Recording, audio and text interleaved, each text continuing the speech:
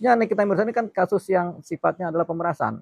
Jadi tidak dikenal restoratif justice sebenarnya itu. Pemerasan, penganiayaan berat, percabulan, anak di bawah umur, perkosaan itu nggak ada restoratif justice. Begitu. Jadi begini, ketika Nikita Mirzani kan sekarang sedang ditahan. Kemudian kalau anaknya belum usia 17 tahun nggak bisa. Kemudian adiknya, jadi adiknya Nikita Mirzani ini bisa karena dia di atas usianya udah dewasa kan. Jadi dia bisa kemudian mengajukan permohonan penahanan. Jadi yang bisa mengajukan permohonan penahanan itu pertama adalah si tersangka sendiri, ya. Yang kedua penasihat hukumnya. Yang ketiga keluarganya, saudara. Dan yang keempat kadang siapapun yang mau menjamin. Siapapun orang yang kemudian kenalan dia mau menjamin bisa, tapi ini paling dianggap tidak bisa untuk kemudian menjadi penjamin utama. Jadi yang paling bisa itu adalah penasihat hukum dan keluarga, gitu. Nah, setiap permohonan penangguhan penahanan harus ada penjamin kan, gitu. Persoalannya, apakah bisa kemudian mengajukan permohonan penangguhan penahanan? Jawabannya bisa. Apakah kemudian permohonan penangguhan penahanan ini kemudian bisa kemudian dikabulkan oleh penyidik? Jawabannya untuk kasusnya Nikita Mirzani sulit dikabulkan. Kenapa? Karena kasusnya itu terkait dengan pemerasan. Pemerasan itu memang susah dikabulkan penangguhan penahanannya. Sama seperti kasus pembunuhan itu nggak bisa dikabulkan permohonan penangguhan penahanan. Sama kayak kasus pencurian, penganiayaan berat, perkosaan, percabulan, percabulan di bawah umur itu nggak bisa ditangguhkan. Termasuk narkotika itu nggak bisa ditangguhkan. Jadi siapapun yang mengajukan permohonan penangguhan penahanan terhadap Nikita Mirzani bisa, tapi agak sulit dikabulkan. Malah cenderung nggak bisa dikabulkan. Jadi Nikita Mirzani akan tetap ditahan. Karena kasusnya adalah kasus pemerasan. Karena kasus pemerasan itu jarang orang ditangguhkan. Gitu. Karena dasar dari pemerasan ini mirip sama kasus pembunuhan, melukai orang lain, mencederai orang lain, baik secara psikis maupun fisik, gitu. Nah, kalau pemerasan itu kan ada pemerasan yang fisiknya orang dilukain, ada juga orang diancam dibunuh. Nah, itu kan pemerasan kan. Nah, itu nggak bisa ditangguhkan karena melukai orang baik secara psikis dan fisik, gitu. Itu salah satu standar dari hukum kita yang mengatur bahwasanya kalau ancaman hukumannya di atas 5 tahun itu pasti ditahan. Tapi sebenarnya walaupun diancam 5 tahun bisa juga ditangguhkan penahanannya.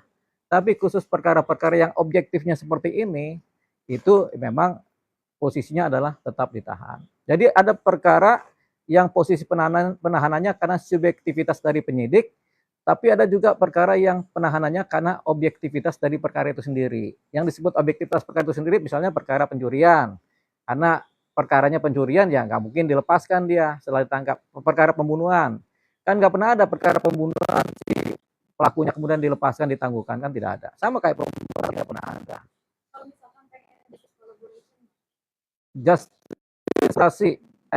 Justice kolaborator kan, RJ namanya, iya kan? Apa kepanjangan RJ itu? Restoratif Justice. Jadi kalau kita bicara restoratif justice, tidak semua perkara bisa restoratif justice. Perkara yang tidak bisa itu pembunuhan, pencurian, itu sebenarnya tidak bisa. Penganiayaan berat itu sebenarnya tidak bisa. Yang bisa restoratif justice itu yang delik-delik aduan, tindak pidana aduan, misalnya pencemaran nama baik, kita masih bisa mengadakan restoratif justice. Atau kasus delik aduan yang lain, misalnya perzinahan, itu bisa restoratif justice ya. Tapi kalau ada kasus pembunuhan, pemerasan, penganiayaan berat, percabulan, anak di bawah umur, perkosaan itu nggak ada restoratif justice. Begitu. Jadi kasusnya Nikita Mirzani kan kasus yang sifatnya adalah pemerasan. Jadi tidak dikenal restoratif justice sebenarnya itu.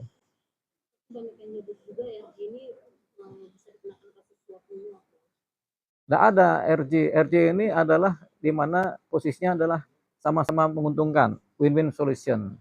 Begitu, sama-sama menguntungkan di mana keadilan itu didapat berdasarkan kesepakatan para pihak dan adanya perdamaian, begitu kan. Jadi itu yang disebut RJ. Perkaranya tutup, kita cabut laporan. Siapa yang bisa cabut laporan? Hanya delik-delik aduan yang bisa cabut laporan. Kalau delik pidana umum tidak pernah bisa cabut laporan. Apakah pemerasan delik aduan? Jawabannya tidak. Pemerasan itu tindak pidana umum. Gitu. Korbannya ada. Sama kayak penggelapan, penipuan itu sebenarnya delik pidana umum. Ada korbannya tapi itu merugikan masyarakat juga. Begitu. Jadi, tapi kalau penipuan penggelapan masih bisa tuh baku atur untuk kemudian saling berdamai. Misalnya kalau uangnya dibalikin, sudah diputuskan berdamai, masih bisa. Tapi kalau kasus pemerasan agak berbeda karena kasus pemerasan sama seperti kasus pencurian berat, penganiayaan, pembunuhan itu sama dia. Karena ada unsur ancamannya itu. Ancaman ini bisa macam-macam. Ada ancaman membunuh, ada ancaman menculik, ada ancaman membakar rumah, ada ancaman yang halus. Nanti ancamannya nanti jelek-jeleknya kamu nggak kita ceritakan ke publik. Itu kan termasuk ancaman. Ancaman yang paling halus itu. Nah, pemerasan yang paling halus yang seperti tadi itu. Mengancam, memeras, pemerasan yang paling halus ya. Memeras dengan cara nanti kalau kamu ngasih uang, nanti saya nggak ceritakan tuh keadaan rumah tangga keluarga kamu, yang baik-baik aja saya ceritakan. Itu kan itu ya termasuk pemerasan secara halus. Tapi tetap pemerasan. Yang memberikan uangnya itu bang? Memberikan uang ya korban. Yang memberikan uang karena diperas ya korban. Jadi korban itu kemudian menyerahkan uangnya karena dia merasa diperas dan diancam. Karena biasanya pemerasan itu dibarengi dengan ancaman. Setiap pemerasan harus dibarengi dengan adanya ancaman-ancaman, baik ancaman kasar maupun ancaman halus. Artinya kan ketika dia mengasih uangnya, artinya kan produknya dia bermasalah dong. Enggak, itu korban. Jadi orang yang diperas itu selalu korban. Makanya kasusnya pemerasan. Jadi ada pemerasan, ada suap penyuap. Suap penyuap itu biasanya adalah dengan pejabat negara, penyuapan kan, bribery namanya kan. Jadi penyuapan itu kita swasta nyuap pejabat negara, tujuannya apa? Supaya ada putusan. Misalnya kita mau ngelamar kerja ke jadi CPNS, kita nyuap tuh si pejabat negara yang melaksanakan penilaian CPNS kan, akhirnya kita diluluskan. Itu namanya penyuapan. Tapi kalau swasta dengan swasta, jawabannya tidak. Ada lagi, misalnya sepak bola, ada pertandingan, kemudian pertandingan ini diselenggarakan, tapi ada posisi suap menyuap memenangkan satu posisi, itu masih bisa dipidana karena penyuapan. Tapi biasanya penyelenggara sepak bola kan yang mengadakan adalah pihak negara juga. Karena kan ada wasitnya, wasit yang datang dari negara kan, bukan wasit swasta. Nah, tapi kan ini personal bang, bukan kayak Harvey Mois yang merugikan negara. Iya. Ini personal, enggak. Kasus ini kan kayak kasus pembunuhan. Kita misalnya ada satu orang membunuh orang lain, itu kan personal. Si A membunuh si B, itu kan personal. Tapi yang dirugikan adalah publik, makanya disebut tindak pidana publik. Walaupun ini personal. Begitu sama juga pemerasan. Si A memeras si B dengan ancaman. Ini kan personal. Tapi kemudian yang dirugikan adalah publik. Nah, ini yang disebut sebagai tindak pidana umum publik. Jadi pemerasan termasuk tindak pidana umum sama seperti kasus pembunuhan. Dan nilai posisi perkaranya sama, nilai kelukaan bagi keadilan itu sama. Nominalnya bisa berapa aja kan? Bisa 1 triliun kayak kasus Pertamina kan? 1 kuadriliun kan? Bisa cuman 700 triliun kayak kasus Harvey Mois. Bisa juga cuma 4 miliar, tapi nilai perkaranya sama. Gitu. Nilai kelakuannya sama. Misalkan ini kalau ada yang mau menjenguk kasus pemerasan ini dibatasi Bang atau gimana sih? Kan tadi salah satu teman ya. yang mau datang tapi nggak boleh. Jadi begini, penjenguk terhadap tersangka yang ditahan, terhadap orang yang ditahan itu ada waktunya. Senin Kamis, Senin Selasa Rabu Kamis Jumat misalnya, jamnya jam 9 sampai jam 3. Itu ada waktunya. Kemudian tidak semua orang, tidak semua keluarga boleh menjenguk. Hanya pada saat-saat tertentu dan keadaan tertentu dan siapa subjeknya. Jadi nggak bisa semua orang kemudian bisa menjenguk. Ini kan bukan rumah sakit nih, ruang tahanan kan. Kalau rumah sakit masih bisa. Rumah sakit aja ada waktunya tuh. Posisi orang menjenguk. Sama juga ruang tahanan juga ada untuk menjaga ketertiban di dalam tahanan. Jadi nggak semua orang bisa. Begitu. Jadi yang bisa itu biasanya cuma penasihat hukum sama keluarga saja yang bisa menjenguk.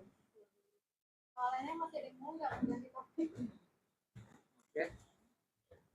Ya. Nah, Bang, lampunya siur-siur ini. Yang punya lampu. Bang, ini juga kan ada seorang selebgram Ya. yang baru aja dilaporkan oleh FS atas pencemaran nama baik melalui ITE. Tapi Ya. Yang dilaporkan ini warga negara asing, Bang. Itu bagaimana hukum di Indonesia? Ya, jadi setiap orang yang melakukan tindak pidana yang merugikan orang lain itu dipidana kan. Termasuk juga orang asing kalau dia melakukan tindak pidana. Jadi begini, Ada orang asing, dia di Jakarta, dia ngebunuh warga negara Indonesia, dia dipidana, begitu. Sama juga orang asing juga kemudian dia mencemarkan atau menghina-hina orang Indonesia. Kalau zaman dulu susah karena harus ada kapal di kapal Indonesia, harus ada di wilayah Indonesia. Kalau zaman sekarang enggak, ada kesepakatan-kesepakatan internasional yang dimana setiap perkara pidana yang sifatnya cyber itu bisa ditangkap di mana aja pelakunya. Kalau merugikan orang Indonesia atau melakukan negara Indonesia bisa ditangkap di mana saja. Jadi karena dianggap kejahatan cyber crime di mana pelakunya bisa siapa aja. Karena cyber ini kan tidak bisa dari Amerika, bisa dari Jerman, pelakunya bisa dari mana-mana. Nah,